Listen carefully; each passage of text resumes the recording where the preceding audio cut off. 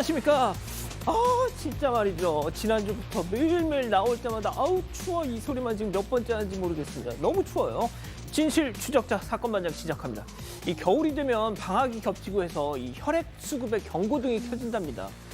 그런데 이번 겨울은 완전 딴판, 헌혈의 집을 찾는 일반 시민들의 행렬이 부쩍 늘었다고 하는데요. 그 이유, 피 뽑고 나면 두바이 쫀득 쿠키 저거 준다고 그래가지고 저거 받으려고. 예. 그래도 다들 참고하시고요. 자, 오늘 출연자 소개해 올리죠. 예, 김하나 아나운서, 박지윤 변호사, 박상희 한국열린사이버대 교수, 손수호 변호사 나오셨습니다. 안녕하세요. 안녕하세요. 예, 영상부터 달립니다. 오늘 김해시 어방동에서 불났어요. 근처에 어린이집이 있었는데요. 다행히 문제없이 잘 진화가 됐습니다. 신 김원배님. 예, 지난해 연말 잠시 맡긴 곳에서 이 녀석을 잃어버렸습니다. 12km를 걸어서 집 근처인 고향 덕은 서울 상암까지 왔다고 해요. 얼마나 가족을 보고 싶었으면 그럴까요? 살해하겠습니다. 저 녀석 좀 꼭 좀 찾아주세요 하신 동희 형님. 자, 미국 미네소타 사는 사방 가족입니다. 여기 화씨 50도, 섭씨로는 마이너스 45도 상상이 가십니까? 덕분에 집에서 사반 정주행 하신 정수경님. 자, 엄마랑 맨날 같이 사반 보는 우리 집 막내 절미 인사드립니다 하신 고승환님, 그리고 김민주님 모두 사랑합니다. 재미는 물론 의리로 함께한 아세 사반 뉴스 싫어! 대한민국과 전 세계 동포 가족 여러분의 시선을 모아서 출발합니다.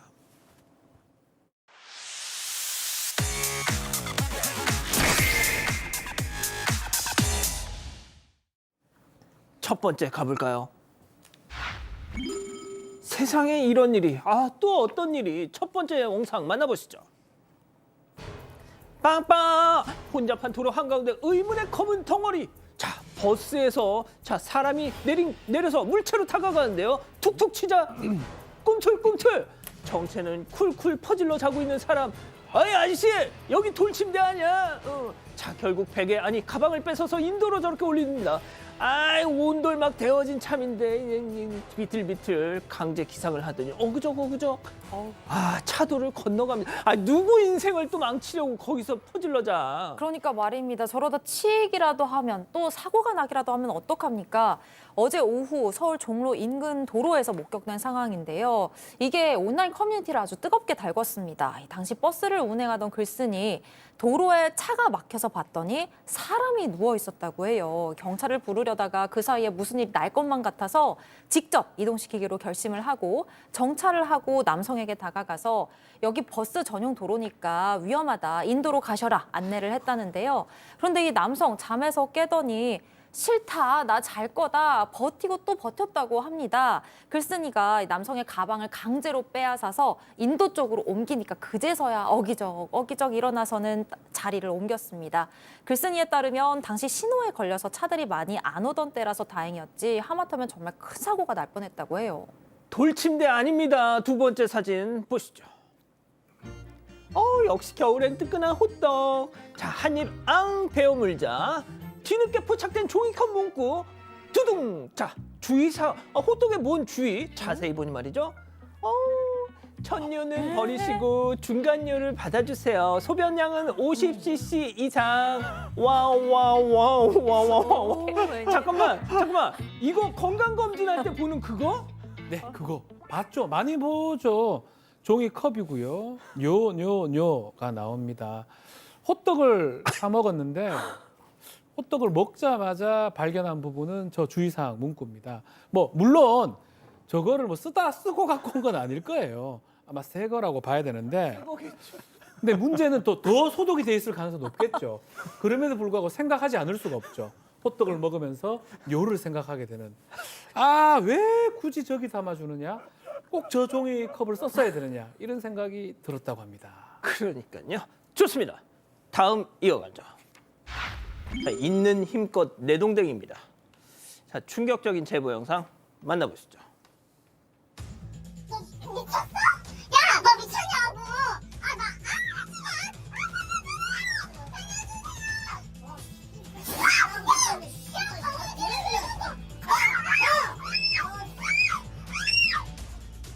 아니 잠깐, 지금 던진 게 강아지였어요? 너무 진짜 화가 나는 영상이네요. 네, 영상 속 두 사람은 헤어진 연인 사이라고 합니다. 연인 시절에 이 남성의 강아지를 함께 돌봤대요. 그런데 아마 저 강아지가 여성의 집에 있었나 봐요. 남성이 강아지를 돌려달라고 요구를 했다고 합니다. 그래서 지난달에 자정이 넘은 시간에 강아지를 돌려주려고 그 남성의 집을 방문했는데 둘이 또 말다툼이 난 거예요. 그랬더니 남성이 저렇게 10개월 된 강아지 2kg밖에 안 되는 작은 아이인데 저 아이를 저렇게 바닥에다가 막 힘껏 해서 던진 겁니다. 화풀이를 한 거죠. 네, 그래서 여성이 강아지를 도대체 왜 던지냐 그러고 막 화를 냈더니 그 여성조차 때리려고 했다고 합니다. 아, 이거 빨리 경찰에 신고해야죠, 손 변호사님. 네, 실제로 남성을 경찰에 신고했고요. 또 동물보호단체에도 도움을 요청했습니다. 이 여성이요. 그런데 최근에 이제 이혼 소송에서도 재산 분할할 때 예. 함께 키우던 강아지, 고양이 누구 소유냐 이거 가지고 분쟁이 엄청 격해지는 경우들이 있는데 이 사건의 경우에도요. 그 구청 동물복지팀하고 함께 이틀 주에 가서 이 강아지를 찾아서 치료를 받게 했습니다. 근데 슬개골 탈구, 성장판 손상이 있다는 판단이 나왔고요. 그런데 이 견주 남성 있잖아요. 예. 이 강아지 없으면 안 된다. 사랑으로 키우고 있었고 계속 사랑으로 키울 거다라는 말을 했는데 아, 던져놓고 그렇습니다. 네, 없으면 안 된다는 거예요. 그런데 이 현행 법에 따르면은요, 사실 민사상으로는 이제 물건이거든요. 그러다 보니 이 강아지는 견주가 데려가겠다, 내가 가지고 있을 거야라고 하면은 이걸 강제로 빼앗아 오거나 할 수가 없거든요. 이런 부분들 현행법의 미비한 부분입니다. 예, 알겠습니다. 다음 이어가죠. 네 사진 아니야? 자, 어느 인플루언서의 SNS에서 발견된 논란의 게시물 제보 사진 먼저 보시죠. 자, 영포티들 이렇게만 입어라. 자, 컬러풀한 셔츠에 재킷, 구두 포인트 단정한 포멀룩의 정석. 자, 그런데 여기서 문제. 자, 뚜둥. 틀린 그림 찾아라. 하나는 원본이요, 하나는 AI가 만든 가짜니. 아하, 눈 씻고 아무리 찾아봐도 다른 거라고는 얼굴뿐. 자, 그런데 이게 왜 논란인 거죠? 원본 속 인물도 모르게 얼굴만 바뀐 가짜 사진이 온라인에 돌아다니고 있었기 때문인데요. 자, 제보자는 서울 강남에서 테일러샵을 운영하고 있습니다. 15년째 활발하게 SNS를 운영하면서 코디 사진을 게시해왔는데요. 그런데 지난 22일에 지인에게 연락이 왔어요. 야, SNS에 뜨는 사진, 영상, 이 사람 너 아니야? 지인이 이런 말을 하는 거예요. 제보자가 직접 확인을 해봤더니 약 18만 명의 팔로워를 보유한 인플루언서의 SNS 영상에 제보자 사진이 얼굴만 바뀐 채 사용되고 있었습니다. 뭐 착장, 포즈, 사진 배경뿐 아니라 일본 장인이 제작한 수제화, 지금 나가고 있죠. 수제화까지 정말 얼굴 빼고 다 똑같았는데요. 제보자는 내 사진을 가져가서 AI로 얼굴만 교묘하게 바꿔 사용한 것 같다, 이렇게 얘기했습니다. 자, 몸뚱아리는 내 거, 얼굴은 AI, 그리고 하필이면 요즘 조롱의 표현인 영포티 어쩌고 하는 설명을 달았으니 이건 참 조금은 그렇습니다. 뭐 제보자 당연히 항의를 했죠. 옷부터 신발까지 다 같기 때문에 그렇게 얘기를 하니까 AI로 만들었다라고 변명을 했다고 합니다. 근데 이제 AI로 만들었다고 하기에는 옷도 옷이지만 세상에 하나밖에 없는 수제화를 했다. 그거는 좀 납득하기 어렵다라는 입장이고요. 이 인플루언서가 계속 이 얘기합니다. 팀원들이 자료 갖고 AI로 만들었는데 본인이 검수를 못해서 죄송하다라고 해서 삭제 조치를 했다고 하는데요. 그럼에도 아주 문제 소지가 남아있기 때문에 이 두 사람 다 변호사를 선임을 했고요. 아마도 이게 손해배상도 가능하고 인격권 침해 아니면 만약에 뭐 이익을 얻었다면, 영업적 이익을 얻었다면 그런 어떤 영업 이익도 달라고 할 수 있는 상황인데 일단은 연락이 지금 안 되는 상황이다라고 한 상황입니다. 손 변호사님, 요즘 이제 AI 창작물이 뭐 저작권 시비 같은 게 왕왕 있잖아요. 네. 저희도 이제 영상에 부득이하게 이제 가끔씩 AI 영상을 쓰긴 하는데 참 이게 세상 변화의 흐름에 따라서 또 이런 또 논란이 또 생기는 것 같습니다. 그렇습니다. 그래서 기존에 있던 법제의 틀에서는 잘 해결이 안 되니까 아예 AI와 관련한 종합적인 전체적인 일반적인 법을 좀 만들자. 그래야 분쟁이 좀 사라지지 않겠느냐라는 시도도 있죠. 그런데 그렇게 한다 하더라도 누군가는 좋은 방향으로 쓰지만 누군가는 또 안 좋은 방향으로 아이디어 내가지고도 쓸 거거든요. 그런 분쟁들, 그동안 접하지 못했던 새로운 AI 분쟁들이 앞으로도 계속 많이 나올 수밖에 없어 보입니다. 좋습니다. 자, 마지막 사연으로 가보죠. 취미 부자 내 남친. 자, 집단 지성의 판단을 받아보고 싶으시다면서 제보해 주신 사연 함께 들어보시죠. 안녕하세요. 평범한 직장인 30대 여성입니다. 6개월 전 지인의 소개로 지금의 남자친구를 만나게 됐는데요. 처음 본 날 남자친구가 저 멀리서 걸어오는데 키도 얼굴도 모두 완벽한 제 이상형이더라고요. 게다가 성격도 좋아서 정말 오랜만에 두근두근 설렜고 얼마 되지 않아서 저희는 연애를 시작했습니다. 그런데 한창 좋을 때인 요즘 한 가지 고민이 생겼어요. 남자친구가 소위 인싸의 취미 부자라는 건데요. 헬스, 러닝, 클라이밍, 스킨스쿠버 안 하는 운동이 없고요. 친구들도 많은데다가 독서, 자기계발 등 참여하는 모임도 많아요. 그러다 어느 날 남자친구와 함께 데이트를 하고 있었는데요. 아, 자기랑 같이 바람 쐬러 나오니까 너무 좋다. 근데 지금 자기 뭐해? 이 다다음 주에 그 주말에 모인 사람들하고 마라톤 뛰기로 했거든. 우리 주말에밖에 못 만나는데 그 주말에 그러면 꼭 가야 돼. 우리 못 만난다는 거야? 아이고 미안해 자기야. 다다음 주에 꼭 보자. 알겠지?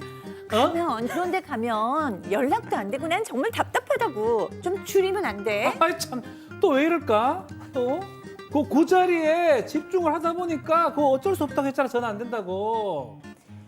뭐 사실 남자친구가 모임을 자주 나가긴 하지만 크게 문제될 행동을 하는 건 아닙니다. 그래서 친구들은 제가 이런 얘기를 하면 야, 그런 남자가 또 어딨냐, 참고 맞춰줘라 이렇게 얘기를 하는데요.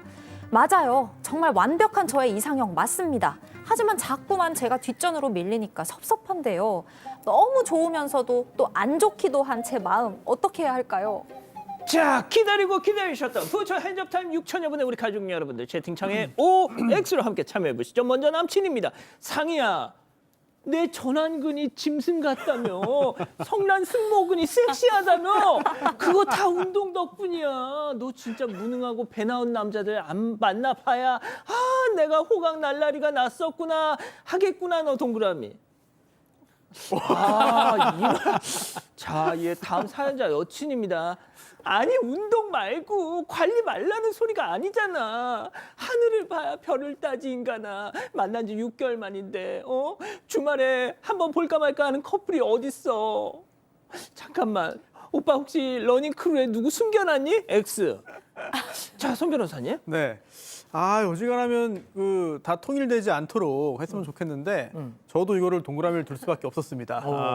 왜냐하면 이 부분이 좀 확 와닿았어요. 이 사연자께서 이런 말씀하셨거든요. 키도 얼굴도 성격도 모두 완벽한 이상형이었다. 평생에 이런 사람 한 번 만나기도 어렵거든요. 근데 만났잖아요. 그러면 맞아. 지금 이 상황에서 그 외에 나머지 부분들을 좀 잘 맞춰주면서 오히려 이 관계가 6개월이 아니라 6년, 60년 가도록 노력을 해야 될 것 같은데 이렇게 뭔가 자꾸 좀 불편함이라든지 불만을 표출하다가는 이 완벽한 이상형 남성이 딴 데로 가면 어떡합니까? 좀 걱정되는데요. 교수님. 네.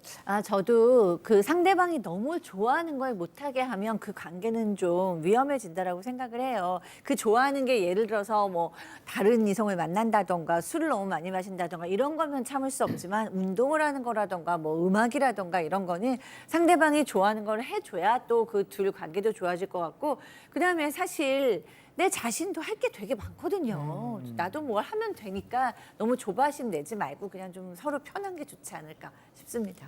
그렇군요, 박 변호사님. 자, 실제로 지금 보면 취미 부자의 인싸인 게 불만이다 말씀하셨는데 그 이상형을 만났는데 그 두 가지가 아마 저는 이상형이 되는 기준 아니면 이유였을 것 같아요. 인싸였기 때문에 또 그런 행동을 했는 것 같은데 만약에 반대로 취미도 일도 없고 맨날 이렇게 그 여자친구만 보려고 하면 또 싫어할 가능성도 있는 거거든요. 지금 기준으로 봤을 때 조금 그렇지만 한 번 더 생각해 보면 될 것 같아요. 내가 왜 이분을 이 남자친구를 좋아하게 됐는지 아마 그렇게 보면 그런 성격 때문에 인사이기 때문에 좋아했던 거 아닌가 또 생각도 들어요. 그렇군요, 김하은 아나운서. 저는 실제로 제가 좀 취미 활동도 있고 다른 사람들 만나는 걸 좋아하는데 그런데 또 저희 남편만 바라보고 사랑하거든요. 그래서 아니, 도대체 하고 싶은 얘기가 뭐예요? 그 남성분을 한번 믿어봐라 라는 믿어봐라. 이야기를 한번 해보고 싶었습니다. 그렇군요. 네, 저희 가족분들께서는 레몬트리님은 취미가 너무 많은 남자나 여자 이기적이에요. 처음부터 만나지 않는 게 좋습니다라고 오. 하셨지만 많은 분들이 본인이 맞추던지 헤어지던지 못 바꾼다. 못 바꾸니까 선택해라라는 말씀 주셨습니다. 자, 제보 메일, 제보 카톡 많은 연락 주시고요. 잠시 후 돌아옵니다. 채널 고정 리모컨 돈터치.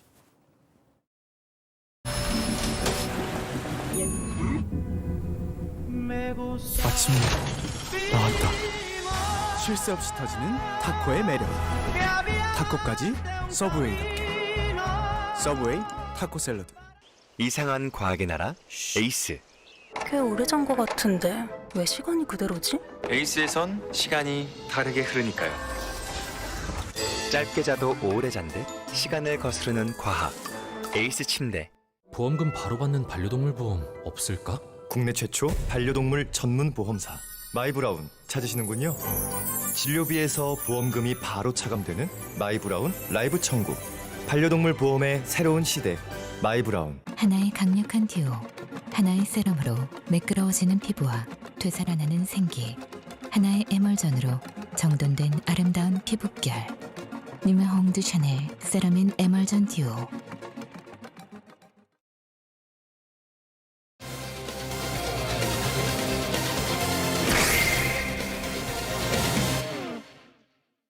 자동 세차장에서 직원의 지시에 따랐다가 차량이 심하게 파손됐다는 제보가 들어왔습니다. 직원이 제보자에게 책임을 돌리며 욕설과 폭행을 했고 보상은 받지 못했다는 주장입니다. 어떻게 된 일인지 알아봅니다. 예, 자동 세차장에 갔다가 사고를 당했다는 택시 기사님의 제보인데요. 자, 우리 가족 여러분들도 오늘 이 사건 좀 보시면서 누구의 말이 좀 더 설득력이 있는지 좀 각자의 판단이 좀 있어 봤으면 좋겠습니다. 자, 손 변호사님. 네, 3일 전입니다. 지난 일요일에 이 제보자는 택시 기사인데요. 눈이 많이 내렸잖아요. 그래서 차가 지저분했기 때문에 세차하고 영업 나가자. 그래서 집 근처에 있는 LPG 충전소에 갔습니다. 여기에 자동 세차장이 있었기 때문인데요. 처음 간 것도 아니고요. 거의 매일 들르다시피 한 곳이고 그 세차장도 수십 번이나 이용했다고 하는데요. 그런데 원래 눈 많이 온 다음에는 또 손님들이 많잖아요. 예. 그런데 담당자가 나이 든 직원 좀 한 명밖에 없었다. 지금 화면에 나오고 있는 저곳인데요. 그런데 좀 서둘러 진행하는 느낌이 있었고 또 앞차와의 간격이 좁았는데 좀 빨리 오라고 손짓을 해서 그 안내에 따라 가지고 안쪽으로 갔어요. 자, 들어간 다음에 세차 끝나는 동안 이제 기다리는 거잖아요. 기다리는 동안 기다렸는데 거의 마무리됐습니다. 자, 이때 사고가 났습니다. 갑자기 옆에서 드르륵 하는 소리가 나면서 운전석 옆면이 긁혔습니다. 아이고. 자, 갑작스러운 사고에 당황한 제보자 곧바로 직원한테 가서 상황을 설명했습니다. 직원 반응은 어땠을까요? 체크포인트 짚어보죠. 뭔 짓을 했길래. 자, 사고 당시 영상과 제보자 얘기 들어보시죠.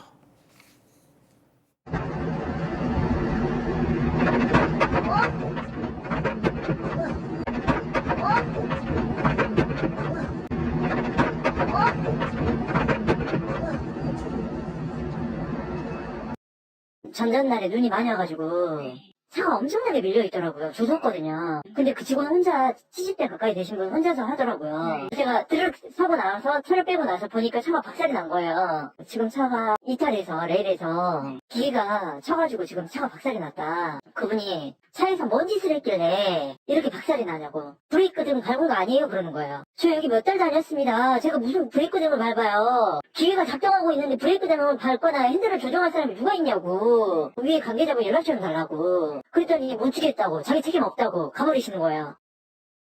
자, 김하나 아나운서 설명 좀요. 제보자의 주장에 따르면요, 이 세차장 직원이 바로 이 제보자의 책임으로 넘겼다는 거예요.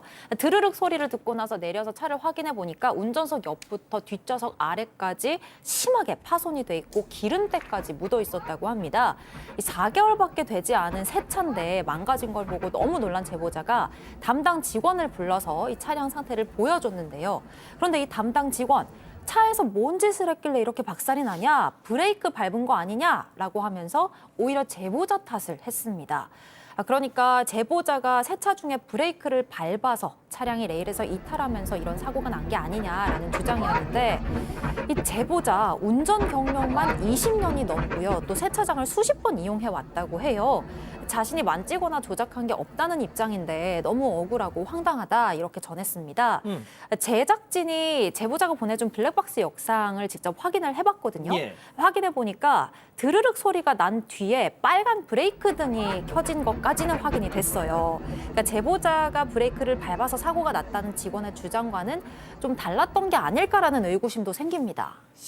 예, 지금 뭐 설명 들으신 것처럼 블랙박스 영상으로는 제보자가 세차 도중에 브레이크를 밟지 않았다는 점은 확인했지만 직원의 안내가 처음부터 잘못된 건지 아니면 제보자가 정말 중간에 핸들을 조작한 건지 아니면 세차 기계 자체에 오류가 있는 것까지는 이게 명확하게 확인하기 어려운 상황입니다, 솔직히. 네. 예, 자 교수님. 네, 제보자가 그래서 관리자 연락처를 요구를 했는데 직원들은 모른다라고 얘기를 하면서 알려주지 않았어요. 그리고 이제 큰 사고가 났으니까 이제 좀 처리를 해야 되는데 이 직원은 뭐 별일 없었다는 듯이 그냥 무시하고 다른 업무들을 이어갔습니다. 그래서 이 제보자께서 지금 일할 때가 아니라 조치를 취해줘야 된다라고 말했더니 그 담당 직원이 오더니 이렇게 얘기하는 거예요. 네가 어떻게 했길래 차가 이렇게 됐어? 라고 얘기를 하면서 욕설을 했습니다. 그리고 손으로 제보자의 가슴을 밀치고 머리를 또 들이밀었다고 합니다. 도저히 뭐 안 되겠어서 약간 이렇게 뭐 좀 말싸움이 났겠죠. 그랬더니 직원들은 제보자를 영업방해로 경찰에 신고를 했고요. 경찰이 출동한 뒤에야 업체 관리자의 연락처를 받을 수 있었습니다. 자, 제보자와 그 세차장 관계자 통화를 어렵사리 했습니다. 실제 통화 내용 들어보시죠. 영상 봤는데 사장님이 잘못된 걸로 내가 판단을 돼요. 나오면서 사장님이 브레이크를 밟은 것 같아요. 어디 부분에서 제가 브레이크를 밟았던가요? 출구에 나오면서. 밖으로 나오면서 밟았던가요? 예. 그 시점이 어느 시점이에요? 그 보험사를 얘기하시고요. 보험사를 보내세요. 제가 피해자니까 저랑 이야기하셔야죠. 사장님이 자꾸 그러면은 우리가 네. 사장님을 고소하고 우리 손해배상 청구할 수도 있어요. 협박하시는 거네요? 우리를 괴롭히는 거잖아요. 법적으로 문제할게요. 법적으로. 자, 브레이크를 밟은 시점은 앞서 이제 후방 영상을 보면 드드드득 하고 나서 이거 뭐야 하면서 본능적으로 밟게 되잖아요, 그때는. 그렇죠. 예. 그때 밟은 걸로 보이는데 사실은 레일에 들어가기 전에 만약 브레이크 밟았으면 그건 좀 문제가 될 수가 있습니다. 그 영상으로 보이지는 않는데 어쨌든 간에 세차장 입장에서는 우리 잘못보다는 브레이크 밟은 거기 때문에 문제가 있다. 그래서 가장 지금 계속 하는 말이 뭐냐면 일단은 자차나 보험 처리하시고 만약에 세차장 과실이 밝혀지면 그때 가서 보험 처리나 다른 걸 보상을 해주겠다라는 얘기를 하는데요. 문제는 개인 택시입니다. 택시에서 이거 지금 자기 차량 사고 자차 보험을 해야 되는 상황이거든요. 그럼 사고 이력도 남고요. 보험료 할증이 개인 택시는 많이 붙습니다. 그렇군요. 그런 문제가 사실 끄기 때문에 처음부터 지금 누구 잘못이 따지고 해야 되는 거 아니냐 이런 생각을 좀 하는 것 같고요. 기사님 같은 경우는. 더더군다나 지금 어쨌든 간에 세차장 이용하다가 피해를 본 입장인데 피해자인데 사과는 전혀 못 받고 자꾸 자기 탓만 하기 때문에 책임도 회피하는 게 너무 억울하다라고 하고 뭐 업체가 계속 문제 제기를 하니까 이 법적으로 하자는 말만 남기고 전화를 끊었다고 합니다. 그래서 결국 경찰 신고까지 참 이게 가게 된 거군요. 그렇습니다. 제보자가 이제 형사 조치를 취했는데요. 업무상 과실치상, 재물 손괴, 그리고 또 폭행, 모욕 등으로 경찰에 신고를 했습니다. 관련 자료도 제출을 했다는데요. 그리고 또 손해도 커요. 일요일 이후에 나흘 동안 영업 못했는데 그게 손해가 140만 원이다라고 주장을 하고 있고요. 또 수리비도 200~300만 원 정도로 지금 현재 예상되는 상황인데, 그런데 이렇게 계속 이야기만 하면서 수리를 안 할 수는 없기 때문에 일단은 좀 전에 박 변호사님 말씀하신 것처럼 어쩔 수 없이 자차 보험 처리해가지고 수리를 진행하기로 했고요. 또 사고 이력도 남을 수밖에 없습니다. 그리고 민사소송을 진행을 하려는데요. 이제 조합을 통해서 진행을 한다고 하고, 일단 뭐 소송 승소도 중요하겠습니다만 이런 경우에 무조건 다 이용자 과실은 아니다. 이런 부분들을 좀 밝혀내고 싶어서 저에게 제보를 해주셨습니다. 예, 진짜 지금 현재 저희한테 주어진 이 자료만 가지고는 저희가 뭐 누구 입장이 옳다, 누구 말이 맞다 확실하게 좀 단언하기는 좀 어려워 보이네요. 네, 이게 민사소송으로 가서 그 소송에서 객관적인 증거에 따라 법원의 판단을 받아야 그때는 또 확실하게 결과가 나오고 더 이야기할 수 있지 않을까 싶네요. 그러니까요. 예, 첫 번째 사건 정리하고요. 두 번째 이어갑니다.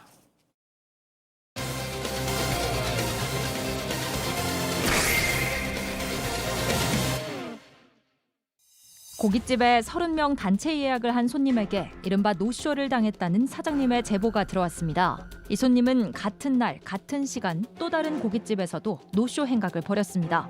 황당한 사건의 전말을 알아봅니다. 예, 저희가 그동안 별의별 노쇼 사건 많이 전해드렸지만 이번엔 또 유형이 좀 특이합니다. 자, 특히 대구 지역 소상공인 여러분들, 특히 대구 동구 지역 우리 사장님들 집중해서 좀 봐주십시오. 사장님들 기운 빠지게 하는 이놈의 노쇼범들. 네, 이번에는 대구에서 돼지고기집을 2년 넘게 운영해온 사장님이 제보를 해주셨는데요.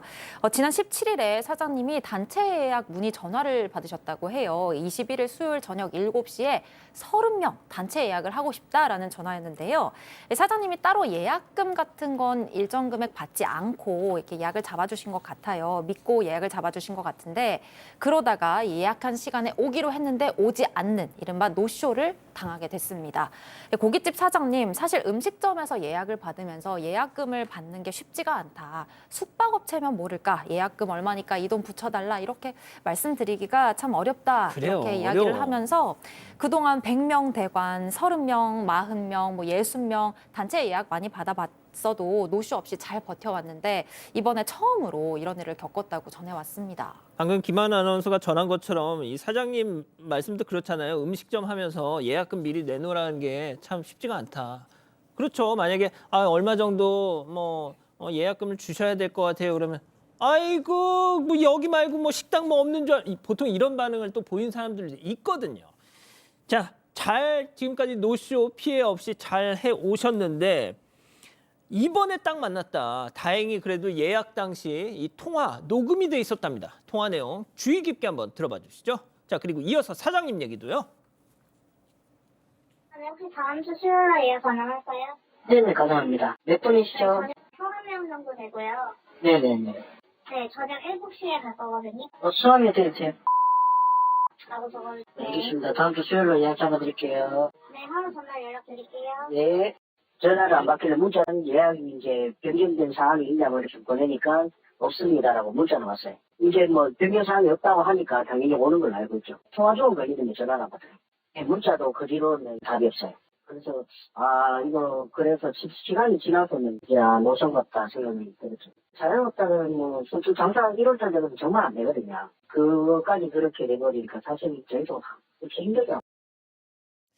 저희가 그 노쇼 손님 그 약간 아주 약간 변조를 했고 사실상 거의 본인 목소리입니다. 자, 손 변호사님. 네. 예약 당일 사장님이 보낸 확인 문자에 대답도 잘 해놓고서 안 나타났다. 그렇습니다. 어떤 일이 있었는지 한번 좀 살펴보시죠. 자, 1월 17일 토요일 오후 4시였습니다. 이때 조금 전에 함께 들은 그 목소리의 여성이 전화를 했어요. 다음 주 수요일 예약 가능하냐? 30명 정도 간다. 저녁 7시다. 이렇게 구체적인 내용을 말해줬고요. 예약 가능하다고 했더니 먼저 묻지도 않았는데 하루 전날에 연락드리겠다라는 말을 하고 전화를 끊었습니다. 자, 이제 예약 당일이 됐습니다. 오후 4시가 돼가지고 이때 전화했어요, 확인차. 그랬더니 안 받아가지고 문자 메시지를 보냈습니다. 혹시 오늘 예약 변동사항 있습니까? 라고 문자를 보냈는데 없습니다. 네, 지금 화면에 나오고 있죠. 감사합니다. 자, 이렇게 답까지 보냈는데 이렇게 확인했으니까 이제 의심하지 않고 8개 테이블에 쫙 밑반찬도 깔고요. 그리고 또 게다가 이제 30명이 한꺼번에 오니까 사람도 필요하잖아요. 직원 1명을 더 준비해놨거든요. 그런데 안 나타나는 겁니다.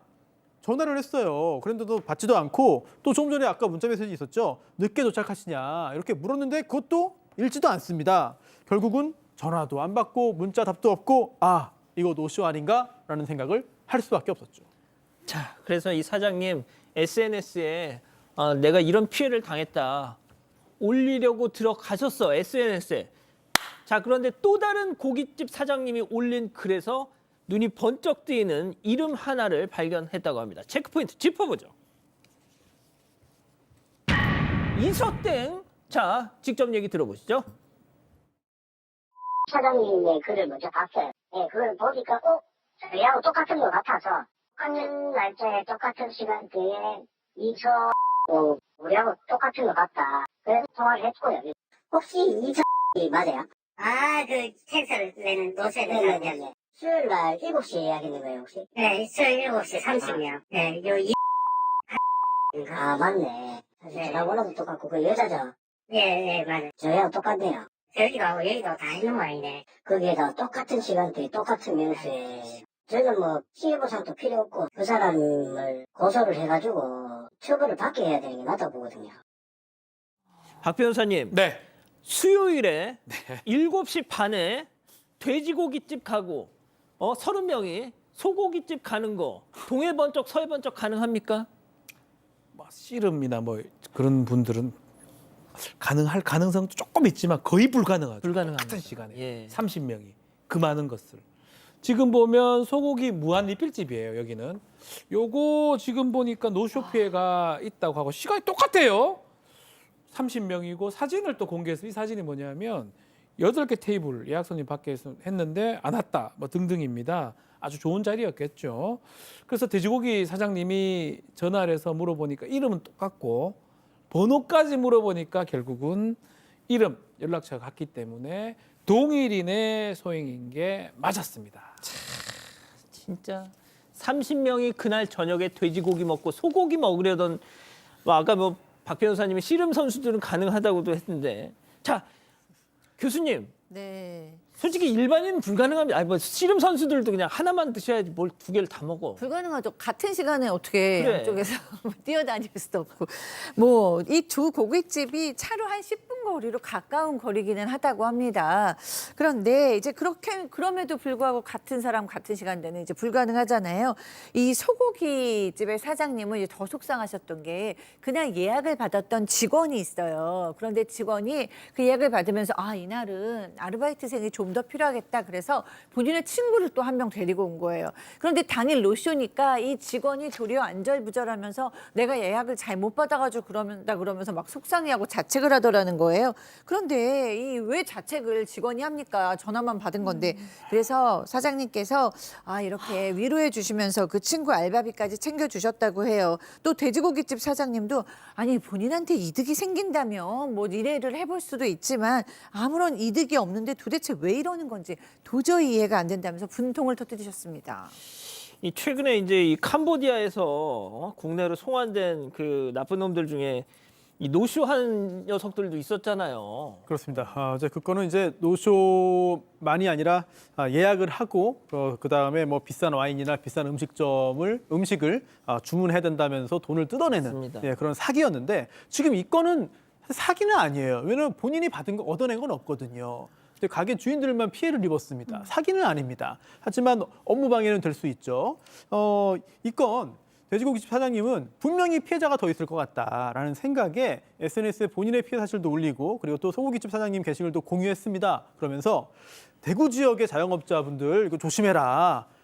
혹시 똑같이 또 30명 단체 예약도 할 수 있다. 속으면 안 된다라는 이야기 올렸는데요. 그런데 아직까지는 이 이름을 쓴 30명 단체 노쇼 피해 사례가 더 확인되진 않았습니다.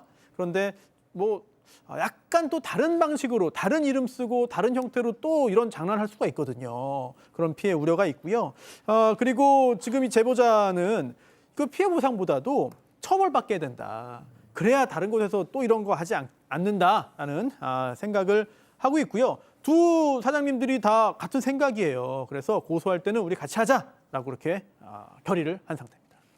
교수님 진짜 심리가 궁금해요. 왜 저럴까요? 네, 요즘 노쇼하시는 분들이 많은데 사실 뭐 이렇게 뭐 장난치기도 하고 스트레스 해소를 하기도 하는데 이 경우는 훨씬 더 적극적으로 봐야 될 것 같아요. 그러니까 단순히 장난이라기보다는 뭔가 통제감을 얻는 것 같아요. 누군가를 내가 휘두를 수 있다. 내 전화 하나에 이렇게 여러 사람들이 막 사람들을 고용하고 준비하고 막 자기의 말에 따라 움직이잖아요. 일종의 권력감, 이런 통제감, 이런 거를 가학 심리랑 같이 누군가를 괴롭히고 싶은 마음과 같이 이루어지는 것 같은데 오늘 사장님들도 이렇게 노쇼라면 너무 우리는 피해가 크다. 경제적인 피해도 크고 심리적인 피해도 크다. 그렇기 때문에 또 다른 피해자가 나오지 않도록 고소를 하겠다라고 밝히셨습니다.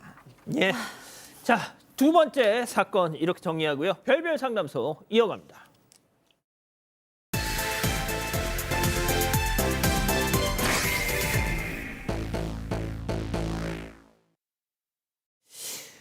오늘은 단 4개월 만에 인생이 통째로 뒤집혔다는 참 사반 가족분의 또 제보입니다.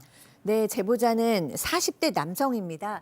선박 수리공으로 일을 하고 있어요. 작년에 제보자는 해외 출장을 갔습니다. 한국에 두고 온 어린 두 딸이 걸리고 그래서 매일매일 아내와 통화를 했어요.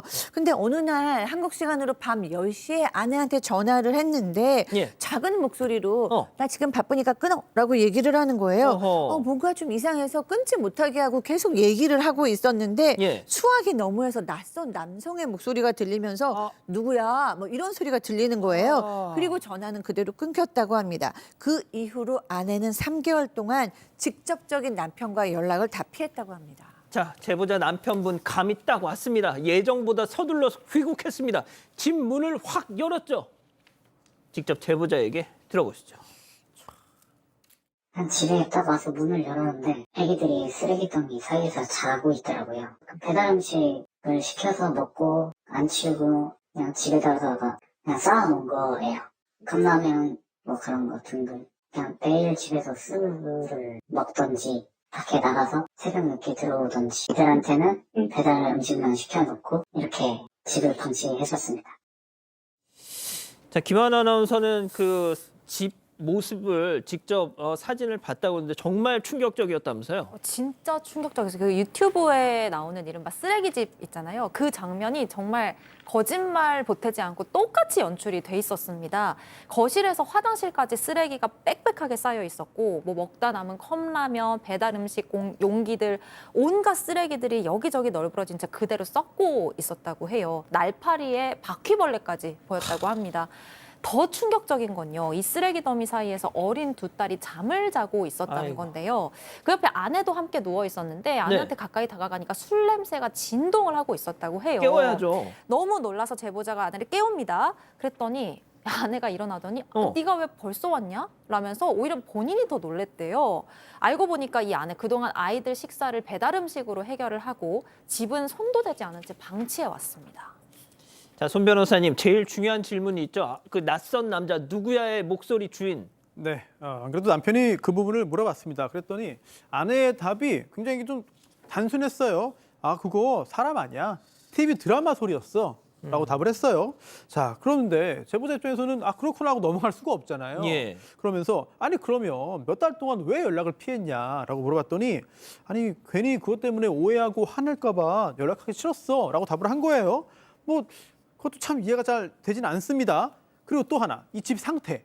왜 이렇게 집이 엉망이냐 그랬더니 평소에 남편이 당신이 청소를 했기 때문에 나는 내 손에 익지 않아가지고 좀 방심하다가 이렇게 됐다. 좀 약간 좀 황당한 이야기를 했습니다. 뭐 전부 다 잘 납득이 안 되죠. 하지만 제보자는 뭔가 확실한 증거가 나올 때까지는 좀 지켜보기로 했는데 그런데 그 후에 지인으로부터 충격적인 얘기를 듣습니다. 미혼인 지인이 클럽에서 좀 마음에 들어가지고 좀 가까이 다가섰더니 알고 보니까 바로 이 아내라는 거예요. 그래서 인사를 드니까 좀 이제 좀 당황하면서 했는데 이 술에 취해 있던 아내는 알아보지 못하더라, 나를. 그리고 그날 밤 다른 남자하고 이 아내가 함께 클럽을 나가더라. 자, 지인이 굉장히 충격적인 이런 이야기를 이 남성에게 해줬습니다. 대강의 상황이 이제 윤곽이 좀 드러나네요. 그렇죠. 이게 다가 아닙니다.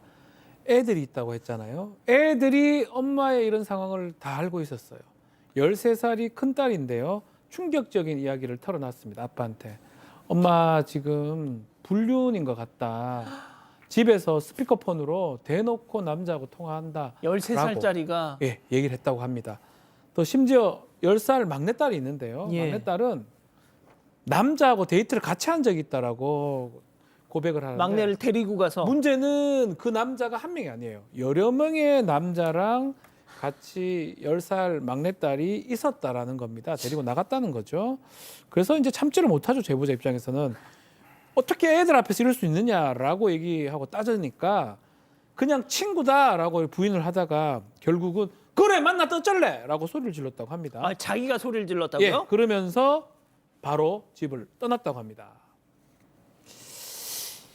야, 김하나 아나운서가 이 얘기 들으면서 계속 막 한숨을 쉬고 막 장탄식을 쏟아내고 있어요, 지금. 아이들한테까지 그렇게 했다는 게 저 좀 너무 화가 나더라고요. 근데 그래 나 뭐 했다 이렇게 큰 소리 치는 여자가 한두 번 그랬겠습니까? 사실 아내가 과거에도 외도를 하다가 이 제보자한테 걸린 적이 있었다고 해요. 결혼 초에 이 선박수리공으로 일했던 제보자가 그때 당시에도 이제 출장이 잦았었는데 출장만 가면 아내랑 연락이 너무 안 되는 겁니다. 너무 의심스러워서 아내의 차량 블랙박스를 확인을 했는데요. 그 안에서 이 아내와 상간남이 애정행각을 벌이는 장면을 직접 확인했습니다. 당시 제보자가 이혼 소송까지 제기를 했었는데 예. 아내가 혼자서 아이 키우느라 너무 힘들었다. 울면서 매달린 데다가 큰딸이 고작 15개월밖에 안 됐었기 때문에 제보자가 이혼 소송을 취하했고 해외 출장이 없는 직장으로 이직까지 했다고 해요. 그런데 최근에 형편이 좀 어려워지면서 다시 예전에 하던 일을 하게 됐는데 그 사단이 또 난 겁니다. 자, 그럼에도 불구하고 이 제보자 남편분이 방송까지 결심한 이유 따로 있었습니다. 얘기 들어보시죠.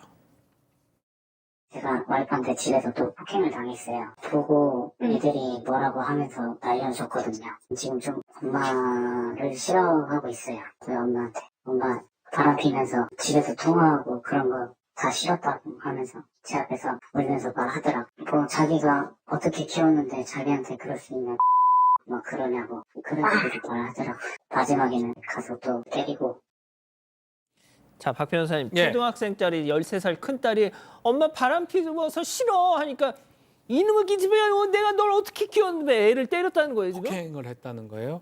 실제로는 가출을 했다가 들어왔는데 술에 취해서 돌아가지고 말다툼을 했고요. 최초는 제보자가 남편을 폭행을 했습니다. 머리를 밀치면서.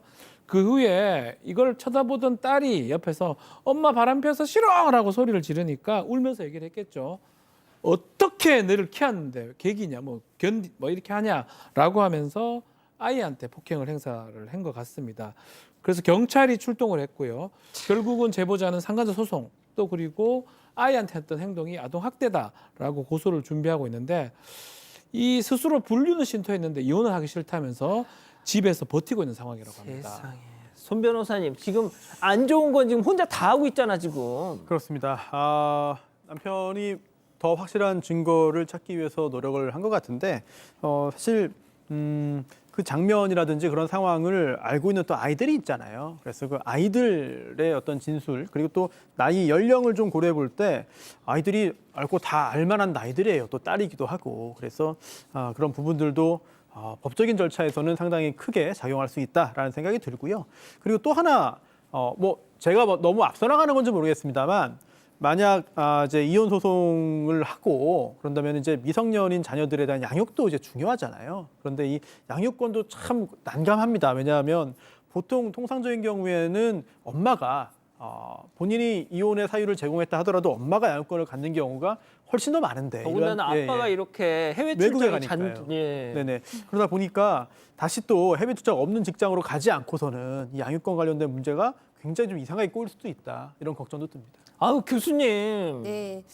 물론 이 남편의 이 아내의 불륜 문제 한두 번도 아닌 게 그러다가 여러 남자들하고 이런 일이 있어 너무너무 화나실 건 100% 동감이 됩니다. 그런데 이 문제는 저는 이 케이스는 이 아내의 불륜보다 훨씬 더 본질적인 것은 아이들의 양육과 보호라는 것이죠. 왜냐하면 지금 이 가정은 아이들 입장에서 보면 위기 가정이거든요. 엄마가 불륜을 여러 사람하고 하는 걸 또 넘어서서 알코올 중독 모습도 보이고 있고 집도 쓰레기더미에 음식도 제대로 영양도 섭취가 되지 않고요. 그렇죠. 엄마가 폭력도 있고 충동 조절도 있고 그러니까 이 엄마는 아이들을 돌볼 수가 없는 돌봄 능력이 다 붕괴된 손상된 그런 어떤 마음을 가지고 있는 엄마예요. 그래서 저는 이 가정은 상당히 구조적으로 현실적으로 위기 가정으로 보고 좀 치료 개입이 들어가야 되는 가정 같습니다. 다행히 아버지께서는 아이를 지키려는 마음도 있고 가정을 지키려는 마음도 있으신 정상적인 아버지셔서 아이들을 보호하는 데 최우선으로 놓으셨으면 좋겠다는 생각이 듭니다. 예, 답답합니다. 별별 상담소 이렇게 마무리하고요. 글로벌 픽 이어갑니다.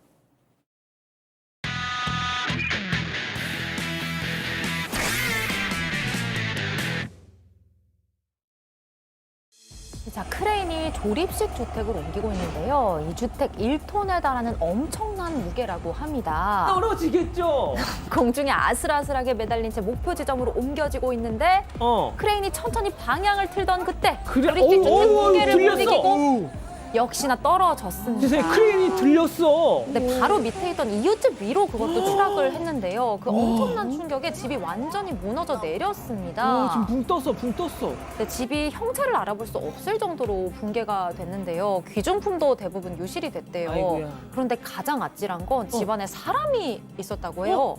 다행히 기적처럼 사람은 경상에 그쳤다고 합니다. 아우, 다행입니다. 다음 이어갑니다. 한적한 보석 매장 문 밖으로 차량 한 대가 서서히 다가옵니다. 문과 점점 가까워지는데도 멈추지 않는 차량에 놀란 직원이 자리에서 일어난 순간 아유, 급발진. 차량이 문을 들이받으며 아이고. 매장 안으로 반쯤 들어오는데요. 놀란 직원의 얼굴은 얼마 지나지 않아서 잔뜩 긴장한 표정으로 바뀝니다. 문을 뚫고 들어온 이들의 정체는 바로 강도물이었던 건데요. 얼굴을 꽁꽁 가린 강도범들은 직원들이 영상을 찍든 말든 아랑곳하지 않고 보석을 썰어잡는 데만 집중을 합니다. 몇 분도 채 되지 않아 보석을 잔뜩 챙긴 강도범들 후다닥 도망가는 모습을 직원이 뒤쫓아 찍는데요. 아까 들이받은 차는 또 놓고 가네. 네, 하지만 나쁜 짓의 결말 정해져 있죠. 바로 철컹철컹 현재 단 한 명을 제외하고 모두 체포가 됐다고 합니다. 남은 한 명도 하루빨리 검거돼서 죗값을 치르면 좋겠습니다. 손 변호사님. 네, 아니 저런 범행을 저지르고 잡히지 않는다는 생각을 했나요? 그러게 좀 믿기 힘들 정도로 멍청한 범행인 것 같습니다. 그러니까요. 다음 이어갑니다. 차가 오가는 도로 한복판 한 남성이 쓰러져 있습니다. 옆에는 자전거까지 엎어져 있어 자는 거 아니에요? 사고라도 난 건가 싶은데요. 어떻게? 앞선 상황을 다시 살펴보겠습니다. 예. 자전거를 타고 가던 남성 갑자기 한 차량 앞에 아이고. 멈춰 서는데요. 설마 충돌? 서로 한치의 양보도 없는 묘한 신경전이 이어집니다. 예. 그 순간 남성이 자전거에서 내리더니 대뜸 바닥에 푸석 이래 누워버립니다. 그러거나 말거나 앞에 있던 차량은 남성을 피해서 이렇게 현장을 벗어납니다. 뭐 하는 거예요, 지금? 한동안 아무 반응이 없던 남성. 행인이 다가와서 자전거를 치우려 하자 그제서야 몸을 일으켰는데요. 민폐는 다 끼쳐놓고 자기 자전거는 소중한가 봅니다. 교수님 뭘까요? 글쎄요, 뭐 정신적 문제가 있는 분인지 술에 취한 분인지 모르겠지만 모든 걸 다 인지는 하고 있는 느낌이 듭니다. 예, 마지막 영상 이어갑니다. 한 남성이 얌전히 앉아있는 고양이를 부르고 있습니다. 하지만 아무리 불러도 고양이는 바라만 볼 뿐 꼼짝을 하지 않는데요. 자존심이 강한 건가 했는데 사실 다른 이유가 있었어요. 어떤데요? 고양이 양발이 철제 난간에 아이고. 얼어붙어서 움직이지를 못하고 있었던 한파에? 겁니다. 예, 맞습니다. 이 남성이 고양이의 발 위로 물을 졸졸졸 흘려주고 수건으로 살살 문지르면서 천천히 녹여줬어요. 그리고 마침내 고양이가 뺐어, 자유로운 두 발을 되찾았습니다. 아유, 추운 날씨 속에서 고양이를 구조한 남성은 입양까지 결심을 했고요. 고양이를 위한 따뜻한 보금자리도 마련해줬다고 해요. 박 변호사님 짧게. 꼬마야옹. 예, 아 좋습니다. 예, 사랑하는 사건 반장 가족 여러분, 저희는 내일도 4750 저녁 7시 50분에 다시 옵니다. 안녕히 계십시오.